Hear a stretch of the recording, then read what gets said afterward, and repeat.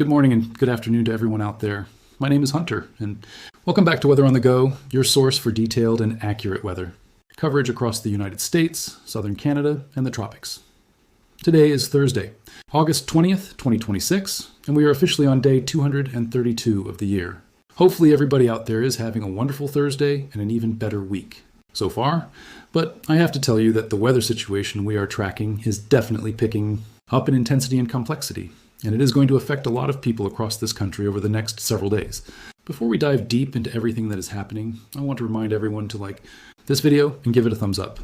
Please share this video with anyone you know who needs this forecast information. Subscribe to the YouTube channel because it is completely free. And once you do subscribe, you gain access to detailed and accurate weather breakdowns on a daily basis. We are almost at 165,000 subscribers, and we are less than 30 subscriptions away from that milestone. My goal is to reach 200,000 subscribers by the end of this year, and you can absolutely help me get there by subscribing today. We will be back tomorrow with another comprehensive update, so make sure you are subscribed, because that way you will not miss any critical forecast updates. Let me start by zooming out and looking at the big picture upper level pattern across North America, because understanding this pattern is going to help you understand everything that's going to happen over the next several days and into the weekend ahead. What we are seeing is a big ridge of high pressure that has settled in over the southern portion of the United States. If you are living down there in Texas, Oklahoma, Arkansas, Louisiana, or across much of New Mexico and the desert Southwest, I do not have to tell you how hot it has been because the heat has been absolutely relentless. This ridge is not going anywhere anytime soon, and we are not going to see much movement in this feature in the immediate future. However, we do have a trough of cooler air that is approaching from the north and west, and this trough is already bringing a preview of fall conditions, especially during the morning hours across the Great Lakes region and up into Canada through Ontario and Quebec. This trough is going to develop further over the Great Lakes on Saturday, and it is going to bring a cold front through as we push into the early portion of the weekend. And that cold front is going to be the catalyst for a lot of the storm activity that we are going to see developing. Let me break down the severe weather threat that we are facing today because this is going to be active across multiple regions. The Storm Prediction Center in Norman, Oklahoma, has issued their severe thunderstorm outlook, and they have mapped out several different areas of concern. There is a yellow area indicating scattered coverage of severe thunderstorms that extends from western Wisconsin through Minnesota into northwest Iowa, southeast South Dakota, Nebraska, and northern Kansas. This yellow area continues eastward into the Delaware, Maryland, Virginia region, including New Jersey, Maryland, Delaware, southeastern Pennsylvania, eastern Virginia, and northeast North Carolina.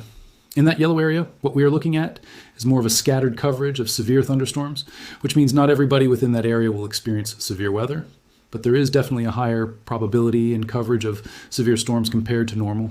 Beyond that, we have a dark green area that extends back down into the southeast. And that dark green area indicates more isolated coverage of severe storms, so less widespread, but still a threat to monitor. We also have another area of concern out in the desert southwest across south central Arizona, and that is where the monsoon flow is very strong, and we could see some significant microburst potential as that monsoonal moisture interacts with heating across the Four Corners region. The primary threats we are tracking today across these areas include damaging winds as the main concern, large hail production, and isolated tornadoes. Additionally, we are going to see significant flash flooding rainfall concerns across the eastern seaboard, and that is going to be a major story as this system develops and moves eastward.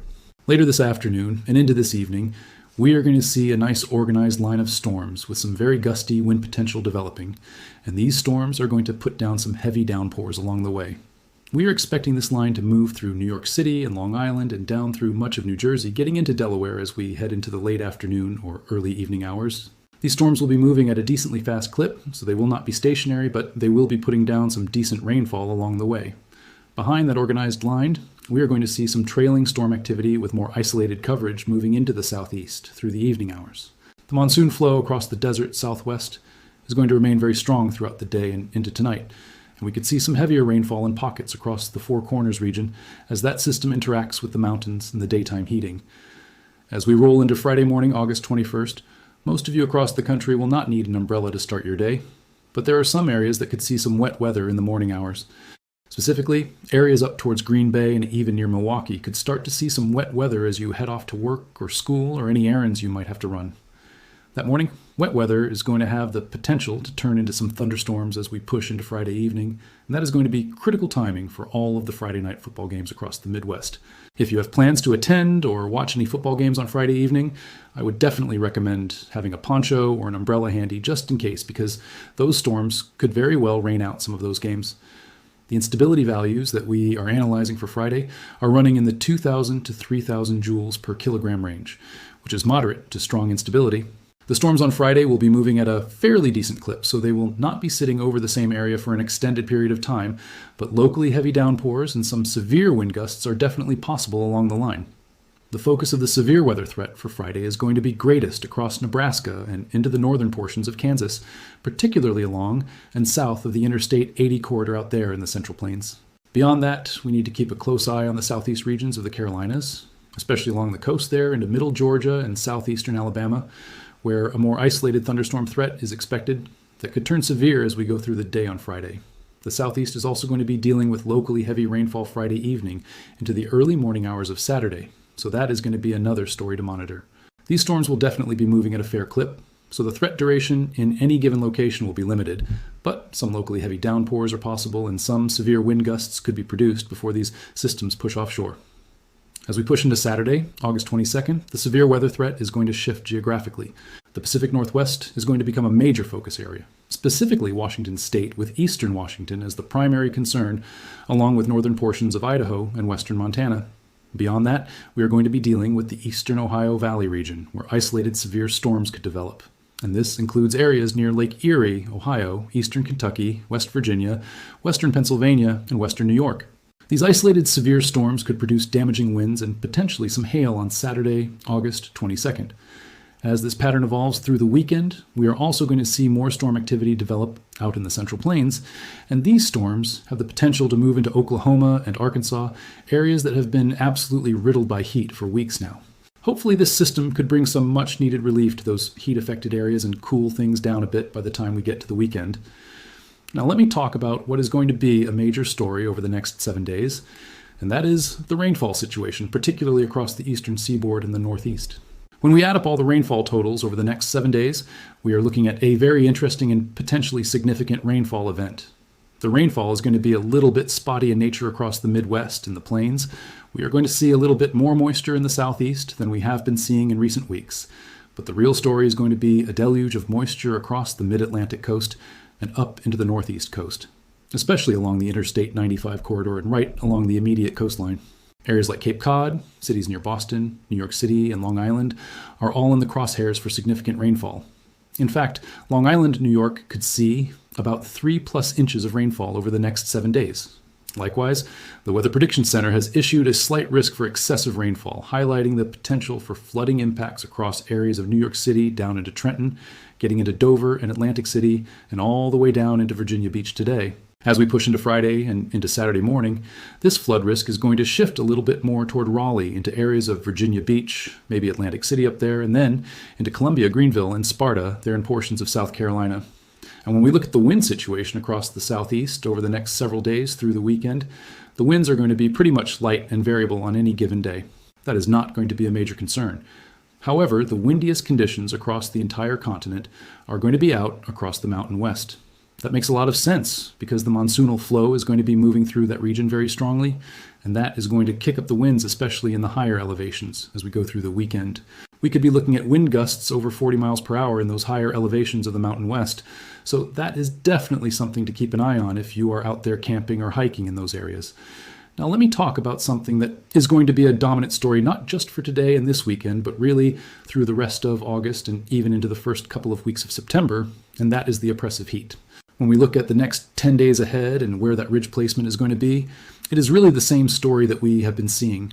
We are going to continue to see that relentless heat across the South, particularly across Texas, Oklahoma, Arkansas, Louisiana, New Mexico, and the desert Southwest.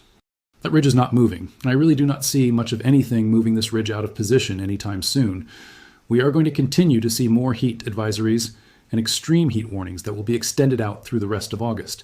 When you look at the temperature forecasts for these areas in the coming days and weeks, you are going to see pinks and purple shaded colors on the map indicating temperatures of 105 to 110 degrees Fahrenheit.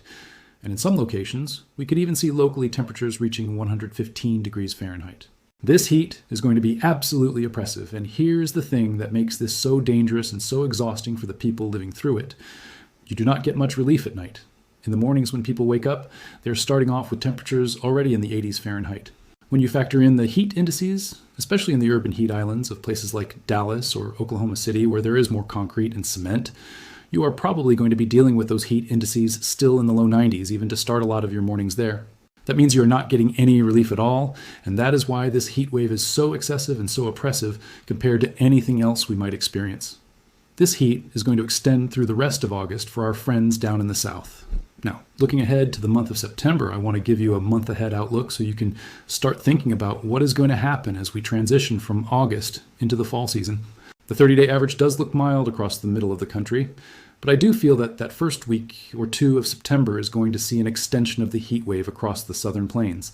However, we are going to be seeing an uptick in moisture, especially for West Texas and the Texas Panhandle, where we are going to start to see more moisture influx, especially towards the middle of September.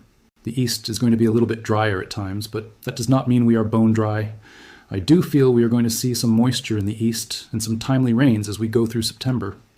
The Pacific Northwest is going to look drier as well, but again, same thing up there. It is not bone dry, and we are still going to be seeing some timely rains as we go into September. Let me break down September on a week-by-week basis so you can really understand how the pattern is going to evolve. Looking at the first week of September, September 1st through 8th, it is going to be mild out across the west, where that ridge is still going to be in place. It is going to be a little bit cooler down here into Mexico near the Gulf Coast, and it is going to be a little bit cooler up into the eastern seaboard. As we go into that second week of September, September 8th through 15th, that is when the heat really starts to build across a large chunk of real estate. We are going to see heat building across a large portion of the western two-thirds of the nation, and it is going to extend up into the Canadian prairies as well, including Saskatchewan, Manitoba, and Ontario. The eastern seaboard and the southeast, including Florida, are going to be a little bit below normal temperatures during that second week. Mexico is also going to be involved in this heating pattern. Then as we get into that third week of September, September 15th through 22nd, we are still in the process of breaking down this pattern. But overall, it is going to be pretty mild across the nation. As we go into that last week of September, September 22nd through the 30th, we are going to see more formidable cold fronts coming down from Canada into the east, and this could bring some heat back to the Pacific Northwest, with a little bit more intense heat showing up later in September. The precipitation pattern for September is also worth discussing. During the first week of September, the southeast is going to be the big winner when it comes to moisture. I feel we are going to see a lot more moisture moving into that region. The upper Midwest is going to be a little bit drier, back toward the west coast as well, though we could see a little bit wetter conditions at times for areas near the Gulf Coast, but I still feel overall we are going to be pretty dry there. As we go into that second week of September, a lot of the nation is actually on the drier side, with the tropics becoming the main story for moisture further to the south. And then we have got an active storm track well up to the north in Canada. As we get into that third week of September, September 15th through 22nd, we start to introduce more moisture opportunities back into the Mountain West, back into the Central Plains, and into the Midwest again. Areas of southern Florida are also going to be getting some influence from the tropics during this period.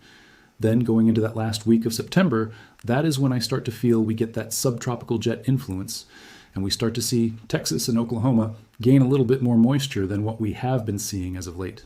Now I want to shift gears and talk about what is happening out in the tropics, because that is a story that is rapidly escalating and becoming more and more important as we head through late August and into September. The tropical situation is very active right now, and we have got systems developing and moving across multiple ocean basins. Out in the Pacific Basin, we've got Major Hurricane Lala that is currently active and causing impacts. This hurricane did impact Hawaii recently, and in fact, it came within 10 to 15 miles of directly impacting Hawaii.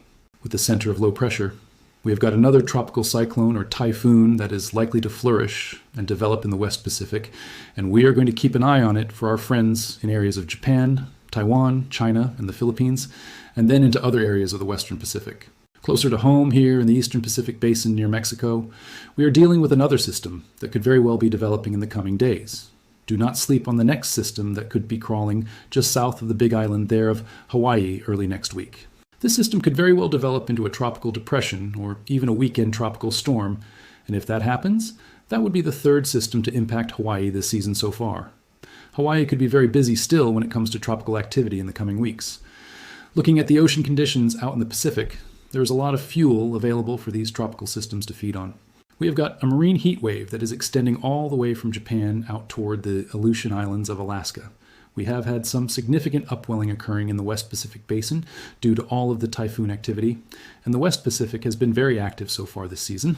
We have got an El Niño pattern that is very Eastern Pacific based, which means the warmest anomalies are closer toward Central America and South America, but look how far this warm water extends out to the international dateline and also just south of Hawaii. There's a lot of fuel out there for those tropical systems to tap into and grow stronger. Over on the Atlantic side, we have got a different but equally important situation developing. Yes, we are going to be seeing tropical waves continue to march off of the African coast and from the Cape Verde Islands region into the main development region. We are seeing increasing odds of something developing late here in August and into next week.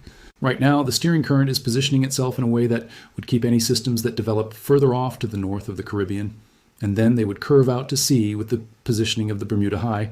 However, I want to make sure everyone understands something important. The background state of the Atlantic right now is warm. Very warm. You need more than just water temperatures to develop tropical systems. You need the wind shear to cooperate, you need the dry air to go away, and you need proper ventilation for these systems to develop and intensify. Right now, the water temperatures are definitely supportive, but the other factors are still working against significant development at the moment. Looking ahead to that last week of August, there is a more formidable wave that we have been talking about in my past couple of shows that I want you to pay close attention to. Yes, there is definitely going to be a bigger wave coming off of Africa and entering the main development region a week from today. Right now it is well out there to sea, probably a couple thousand miles east of the Lesser Antilles by next week at this time on Thursday, August 27th. But then the system is going to get closer to the Lesser Antilles by the end of August, in that August 30th through 31st timeframe. That is where we are going to keep a very close eye on where these model members are taking the intensity and track of this potential system. This wave could very well curve out to sea, or it could very well get closer to the Bahamas or even the US mainland. We are going to have to keep a very close eye on the positioning of the Bermuda High, because that is going to tell the story of what is to come as we go into that last week of August and into the opening stages of September. This is definitely a system worth monitoring very closely in the coming days. The tropical situation on both coasts is definitely escalating, and as we head into the peak of hurricane season, we are going to continue to see increased activity. The combination of warm ocean temperatures, especially the marine heat wave in the Pacific and the warm water masses in the Atlantic, along with favorable wind shear patterns that are developing as we head into September, means we could be in for a very active late August and September tropical season.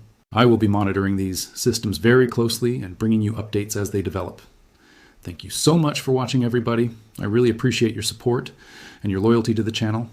Make sure to like this video and give it a thumbs up. Share this video with anyone you know who needs this forecast information, because accurate weather information saves lives. Subscribe to the YouTube channel if you are not subscribed yet. It is completely free to subscribe, and once you do, you gain access to detailed and accurate weather breakdowns on a daily basis across the United States, southern Canada, and the tropics. Come back tomorrow and we will have another video forecast out for you around late morning or midday, and we will go over all of the forecast details that you need to know to stay safe and stay prepared. I will be tracking that tropical situation closely, monitoring all of the severe weather threats, and updating you on the evolving pattern as we head through the weekend and into next week. Thanks for watching, everybody. Stay cool out there, stay safe, and have a wonderful rest of your Thursday and a great week ahead.